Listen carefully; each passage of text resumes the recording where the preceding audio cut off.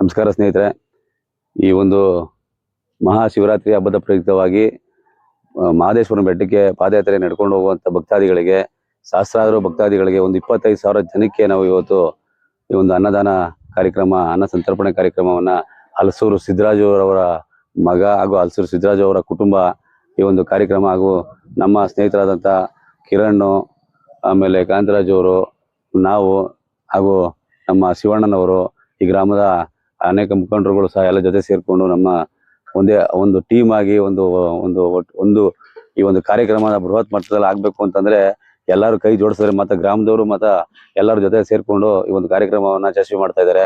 ನಿನ್ನೆ ಒಂದು 20,000 ಜನಕ್ಕಂಟ ಇಲ್ಲಿ ಪಾದಯಾತ್ರಿಗಳು ಈ ಮಾರ್ಗವಾಗಿ ಹೋಗ್ತಾರೆ.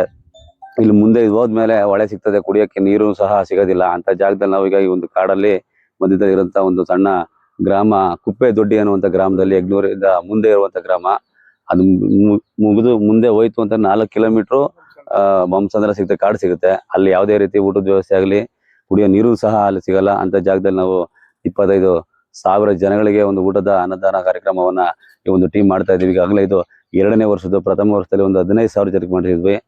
ಅಲ್ಲಿ ನಂತರದಲ್ಲಿ ಸಾಲ್ಟೇಜ್ ಆಯ್ತು, ಊಟದ ವ್ಯವಸ್ಥೆ ಸ್ವಲ್ಪ ಇದ್ದಂತ ಭಕ್ತಾದಿಗಳಿಗೆ, ಇಲ್ಲಿ ತೆಗಿತಕ್ಕಂಥ ಭಕ್ತಾದಿಗಳಿಗೆ ಸಾಲ್ಟೇಜ್ ಆದ ನಂತರದ ದಿನಗಳಲ್ಲಿ ನಾವು ಹೆಚ್ಚಿನ ರೀತಿ ಮಾಡಬೇಕು ಅಂತ ನಾವು ಮನಗೊಂಡು ಇನ್ನು 10,000 ಜನ ಎಕ್ಸ್ಟ್ರಾ ಊಟವನ್ನ ವ್ಯವಸ್ಥೆಯನ್ನ ನಾವು ಈ ಕಾರ್ಯಕ್ರಮವನ್ನ ಮಾಡಿದ್ವಿ. ಇನ್ನ ಮುಂದಿನ ದಿನಗಳಲ್ಲಿ, ಮುಂದಿನ ವರ್ಷಗಳು ಇದೇ ರೀತಿ ನಡೀತದೆ ಅನ್ನುವಂಥ ಒಂದು ಆಶಯ ನಾವು ಸಹ ಇಟ್ಕೊಂಡು ಭಗವಂತ ಎಲ್ಲ ಭಕ್ತಾದಿಗಳಿಗೂ ಆಯುಸ್ಸು, ಆರೋಗ್ಯ, ಮತ್ತೆ ಎಲ್ಲ ಈ ಒಂದು ಹಲಸೂರು ಸಿದ್ದರಾಜು ಅವರ ಕುಟುಂಬವ್ರಿಗೂ ಸಹ ಎಲ್ಲ ರೀತಿಯ ಒಂದು ಆಯುಸ್ಸು, ಆರೋಗ್ಯ, ಐಶ್ವರ್ಯ ಎಲ್ಲವನ್ನು ಕೊಟ್ಟು ಕಾಪಾಡಲಿ ಭಗವಂತ. ನಾನಾದ್ರೂ ಕೇಳ್ಕೊತಾ ಈ ಒಂದು ಕಾರ್ಯಕ್ರಮಕ್ಕೆ ನಮ್ಮ ಸ್ನೇಹಿತರು, ಮಾಧ್ಯಮದ ಮಿತ್ರರು ಸಹ ಬಂದಿರ್ತಾರೆ, ಅವ್ರಿಗೂ ನಾವು ತುಂಬ ಹೃದಯದ ಒಂದು ಅಭಿನಂದನೆಗಳನ್ನ ಸಲ್ಲಿಸ್ತಾ ಇದ್ದೀವಿ. ಇದೇ ರೀತಿ ಒಳ್ಳೆ ಕಾರ್ಯಕ್ರಮಗಳನ್ನ ನೀವು ಪ್ರಚಾರ ಮಾಡಿ ಒಳ್ಳೇದಾಗ್ಲಿ ಅಂತ ನಾನು ಕೇಳ್ಕೊತಾ ಇದ್ದೀನಿ.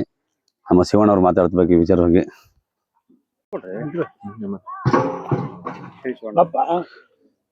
ಶಿವರಾತ್ರಿ ಹಬ್ಬದ ಪ್ರಯುಕ್ತ ಮಹದೇಶ್ವರ ಬೆಟ್ಟಕ್ಕೆ ಹೋಗುವ ಭಕ್ತರಿಗೆ ಹಲಸೂರು ಸಿದ್ದರಾಜನವರ ಕುಟುಂಬ ಮತ್ತೆ ಕನಕಪುರದವರು, ಅವರ ಜೊತೆಗಾರರು ಎಲ್ಲರೂ ಸೇರಿ 25,000 ಜನಕ್ಕೆ 2ನೇ ವರ್ಷದ ಮಹದೇಶ್ವರ ಅನ್ನದಾಸೋಹವನ್ನು ಮಾಡಿದ್ದಾರೆ. ಮುಂದಿನ ವರ್ಷದಿಂದ ಇನ್ನೂ ಹೆಚ್ಚಾಗಿ ನಡೆಯಲಿ.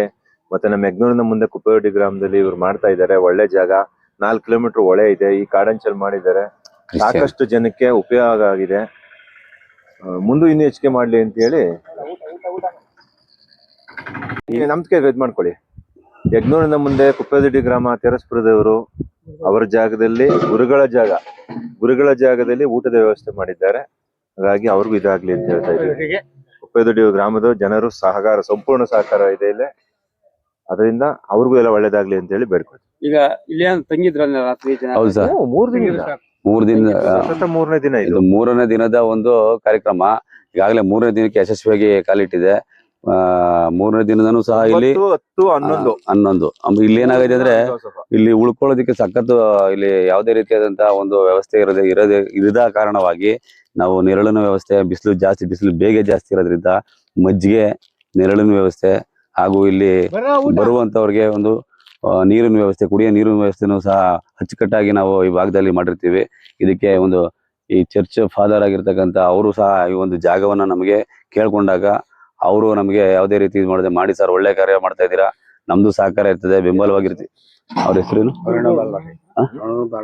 ಅರುಣ ಬಾಲರಾಜ್ ಅನ್ನುವಂತ ಚರ್ಚ್ ಫಾದರ್ ಅವರು ನಮ್ಮ ಜೊತೆ ಕೈ ಜೋಡಿಸಿ ಪ್ರತ್ಯಕ್ಷವಾಗಿ ಪರೋಕ್ಷವಾಗಿ ಎಲ್ಲಾ ರೀತಿಯಲ್ಲಿ ಜೊತೆಲಿ ನಿಂತ್ಕೊಂಡು ಈ ಗ್ರಾಮಸ್ಥರು ನಮ್ಮ ಜೊತೆಲಿ ಈ ಒಂದು ಕಾರ್ಯಕ್ರಮನ ಯಶಸ್ವಿ ಮಾಡೋದಕ್ಕೆ ಅವಕಾಶ ಮಾಡಿಕೊಟ್ಟಿದ್ದಾರೆ. ಇನ್ನೇ ಮುಂದಿನ ವರ್ಷಗಳು ಇದೇ ರೀತಿ ಕಂಟಿನ್ಯೂ ಮಾಡುವಂತ ಕೆಲಸವನ್ನ ನಾವು ಮಾಡುವ ಅನ್ನುವಂಥ ಉದ್ದೇಶದಲ್ಲಿ ಇಟ್ಕೊಂಡು ಈ ಜಾಗದಲ್ಲಿ ನಾವು ಮಾಡ್ತಾ ಇದ್ದೀವಿ.